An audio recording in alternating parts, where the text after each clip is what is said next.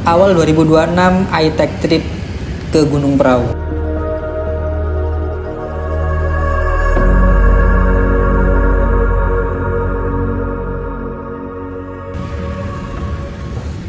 Bukan perjalanan yang lahir dari spontanitas, ini merupakan rencana di banyak meja kopi bareng teman-teman angkatan sepekerjaan. Satu lingkaran hidup yang hampir seragam rutinitasnya. Di antara cangkir kopi yang mendingin, di antara obrolan yang lebih sering bercanda daripada seriusnya. Tapi hidup punya selera humornya sendiri, kayak tanggal yang kami pilih bertabrakan dengan kenyataan. Satu persatu mundur, satu persatu pamit. Sampai akhirnya yang benar-benar berangkat adalah gua dan Bang Husen. Sebelum dan sesudah.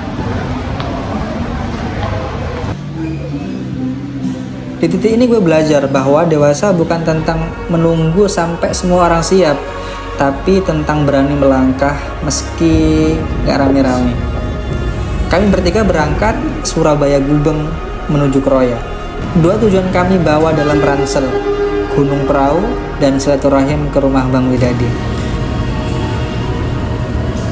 Setelah 7 jam perjalanan kita sampai juga di Kabupaten Cilacap, Kecamatan Kroya. Suasananya gerimis guys. Kita sampai sini. Besok kayaknya kita akan kayak gini. Ada pilek-pilek. Malam Ahad kami tiba, rumah itu mengucapkan selamat datang dengan hangat. Obrolan kita mengalir pelan tentang barang yang sudah ada, yang harus disewa, rencana besok hari yang katanya akan mulai di pagi yang dini. Nyatanya, persiapan baru benar-benar dimulai saat pagi menjelang siang, dan waktu kembali mengajarkan satu hal. Ia nggak bisa kita atur sepenuhnya.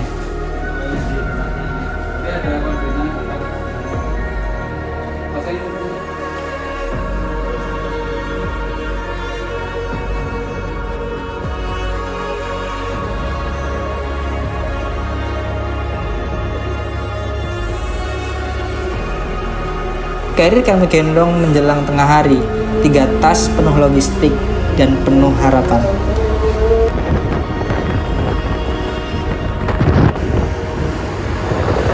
Gerimis turun pelan saat memasuki Wonosobo, kota yang seolah tak keberatan berteman lama dengan hujan. Makan siang akhirnya kami gelar di pinggir jalan sambil menunggu hujan memberi jeda. Biasanya gimana ya?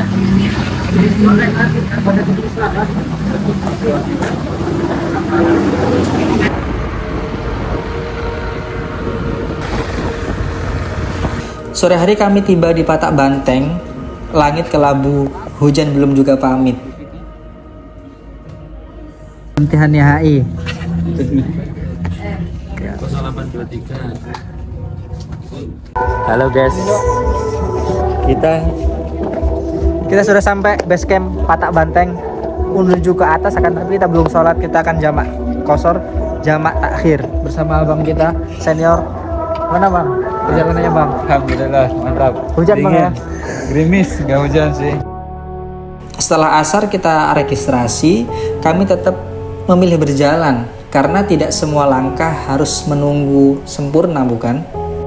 Jalur awal terasa ramah, tapi keramahan gunung tak pernah lama kan?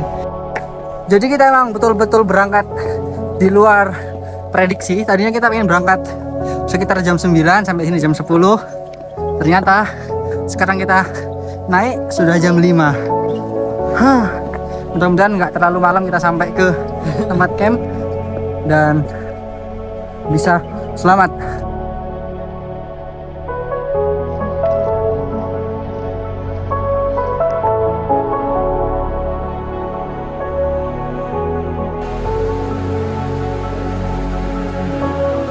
Ini kita main dengan sabdunya hujan yang sedang bareng. Sekarang jam berapa Bang Husen?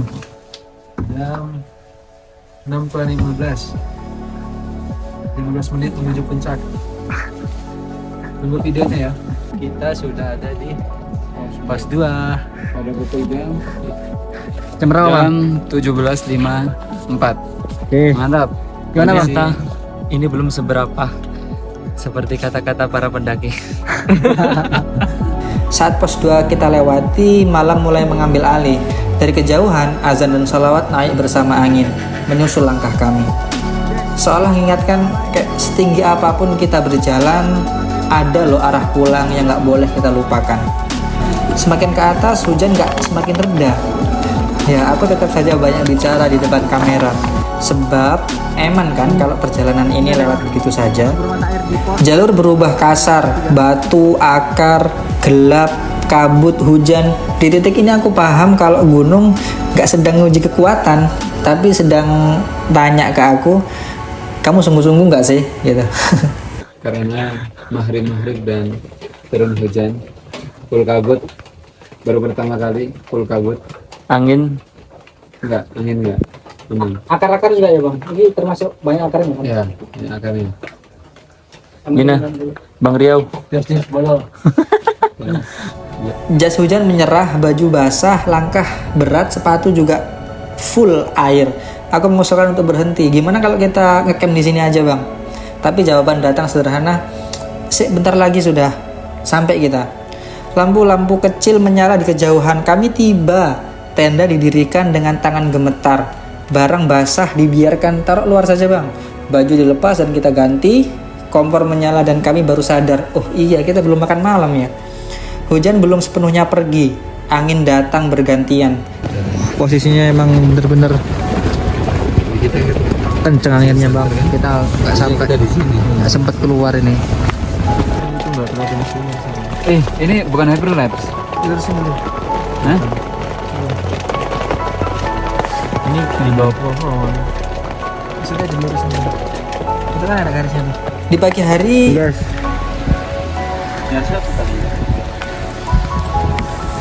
Oh, Kabut. full kabut, badai. Insyaallah. Insyaallah.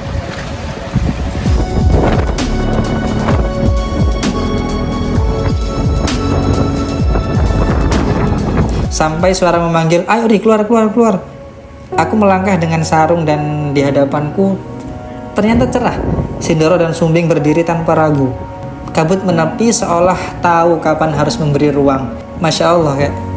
Alam memang tidak selalu memberi apa yang kita mau, tapi alam pasti memberi apa yang kita butuhkan atas izin Tuhan. Angin kencang meruntuhkan rencana yang sudah gua susun. Sangat dingin. Bang, ini bang. Ah, Hari ini full badai. dengan kencang ya. Maksudnya keren guys. Celana ekor, baju. Pakai sarung guys karena celananya sudah basah. Guys, itu pemandangan gunung yang kita buru sejak kemarin sore. Kita hujan-hujanan, ternyata dapat itu mantap.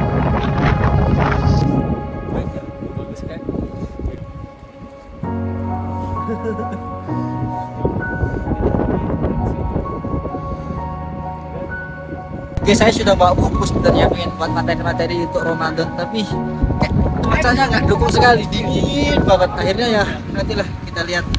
Kita sudah mendapatkan video. Rabu 5 Januari 2026. Ada.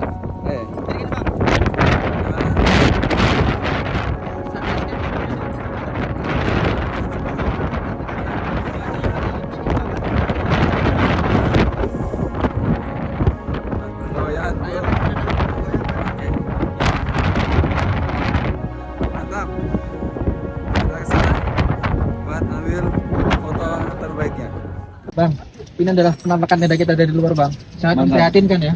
Ini sangat sehat tendanya. Sehat, meskipun pemasangannya juga tidak simetris. Nah, jadinya, wah yang penting kita tidur semalam karena buru-buru banget.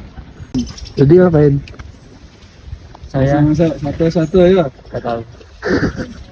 Tapi langkah tetap berlanjut. Sabana terbentang, rumput hijau bergoyang. Aku membayangkan, wah, jika matahari benar-benar hadir, barangkali tempat ini akan terasa terlalu indah. Akhirnya kita sudah sampai mana, Bung? Puncak Pelaminan. Masih puncak Pelaminan. Sing tenang. Ya di puncak semua mengabadikan dengan foto. Aku memilih untuk kembali merekam.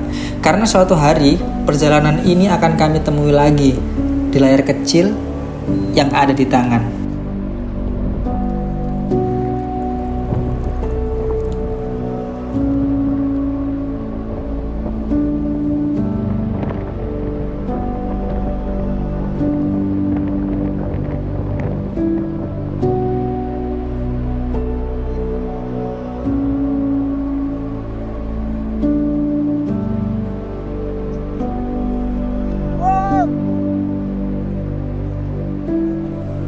Menjelang siang akhirnya kami turun dengan sepatu basah, langkah pelan. Ternyata treknya securam ini guys. Kalau malam nggak kelihatan, kalau siang ternyata lagi ini habis hujan. Bekas aliran air kayak gini. Ngeliat trek malam tadi kami berjalan, ternyata jalurnya licin dan curam. Batu-batu besar, indah, tapi juga menakutkan. Jujur. Iya, perahu emang dikenal ramah bagi pemula, tapi keindahannya tidak pernah murahan. Jika hadiah mendaki hanya pemandangan cerah, sepertinya tak banyak orang yang mau balik lagi untuk daki. Karena daki bukan soal apa yang dilihat mata. For me, mendaki adalah perjalanan tubuh, pikiran, dan diam-diam kita ngobrol sama Tuhan. Dan dari perahu aku pulang dengan satu pengingat. Berjalan tak harus ramai, tak harus sempurna. Cukup jujur pada lelah dan bersyukur karena masih diberi jalan untuk pulang ke rumah.